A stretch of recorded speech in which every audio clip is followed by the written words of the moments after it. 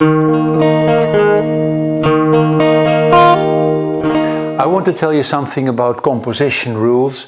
Sometimes these composition rules can help me to make a better painting.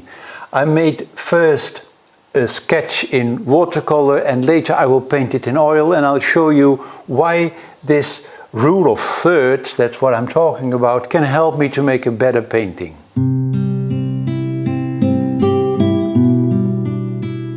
Now you might think I only paint the face, so I have nothing to do with rules for a good layout. That's not entirely true.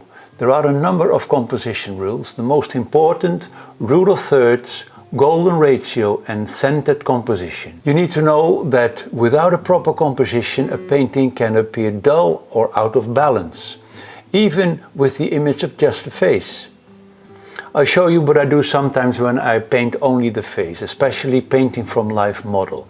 I leave a lot of space around the head so I can think of better crop afterwards. What you never should do: place the image in the center of the space. The center is a dead point.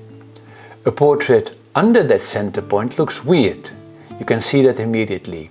Above the center is already better, but where exactly? Sometimes I use the rule of thirds. The rule of thirds is one of the most common rules in composition. Divide the image evenly into thirds, both horizontally and vertically. If I place the grid over the portrait, I sometimes make sure that the top line runs through the eyes. The rule of thirds is often used in photography, like I did myself lately with a picture of the view of my village, but also sometimes I do it in still life painting. But there is more to tell about with this rule. Not only the lines can be a help. There are 4 focus points on the intersections, and that's nice to know.